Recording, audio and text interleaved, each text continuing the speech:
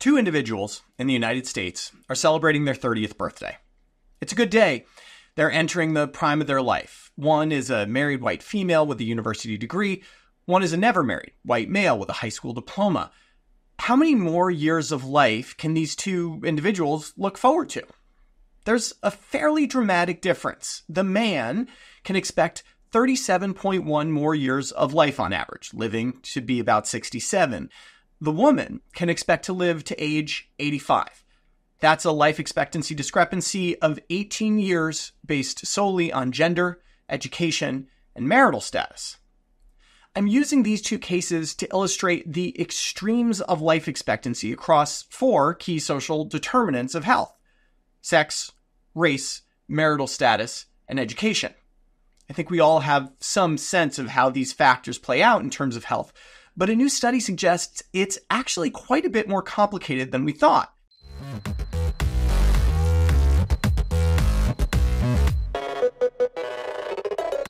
Let me start by acknowledging my own bias here. As a clinical researcher, I sometimes find it hard to appreciate the value of actuarial type studies that look at life expectancy, or any metric really, between groups defined by things like marital status, because I'm never quite sure what to do with the conclusion. Married people live longer, the headline says, okay, but as a doctor, what am I supposed to do about that? Encourage my patients to settle down and commit? Studies showing that women live longer than men, or that white people live longer than black people, are also hard for me to incorporate into my practice. These are not easily changeable states. My time is better spent getting people to quit smoking, or eat healthier, or touch grass, or something. But studies examining these groups are a reasonable starting point to ask more relevant questions. Why do women live longer than men? Is it behavioral? Men take more risks and are less likely to see doctors. Or is it hormonal? Estrogen has a lot of protective effects that testosterone does not. Or is it something else? But integrating these social determinants of health into a cohesive story is a bit harder than it might seem, as this study, appearing in BMJ Open, illustrates. In the context of this study, every person in America can be placed in one of 54 mutually exclusive groups. You can be male or female. You can be black, white, or Hispanic. You can have a high school diploma or less, an associate degree, or a college degree. And you can be married, previously married, or never married. Of course, this does not capture the beautiful tapestry that is American life, but let's give them a pass. They're working with data from the American Community Survey, which contains 8,634 people. The statistics would run into trouble with more granular divisions.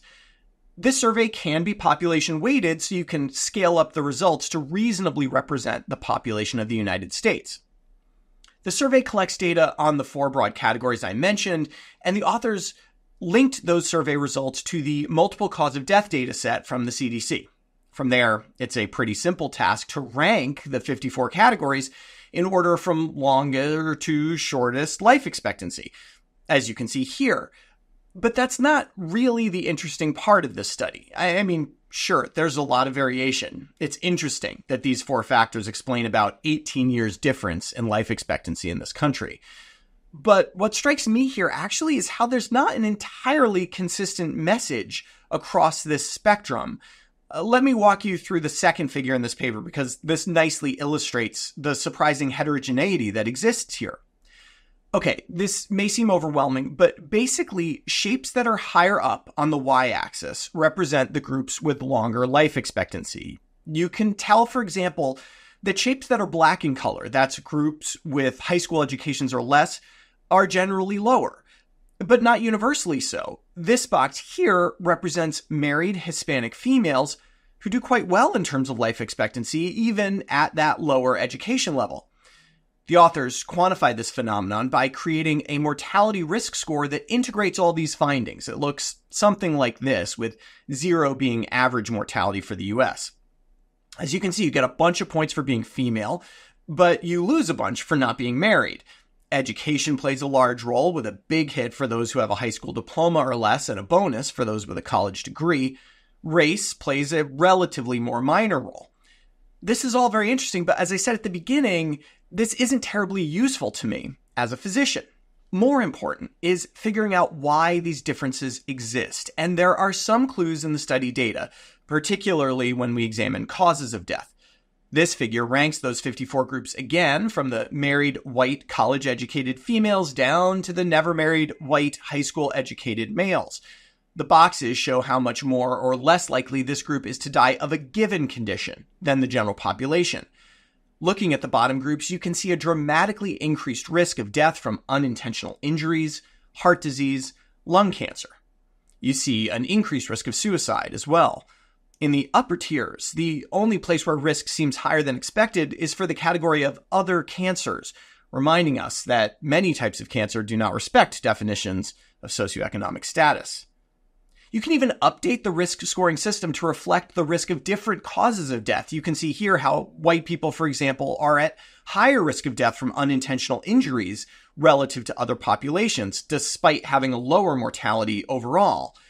So maybe through cause of death, we get a little closer to that answer of why. But this paper's really just a start. Its primary effect should be to surprise us. That in a country as wealthy as the United States, such dramatic variation exists based on factors that, with the exception of sex, I suppose, are not really biological. Which means that to find out the why, we may need to turn from physiology to sociology.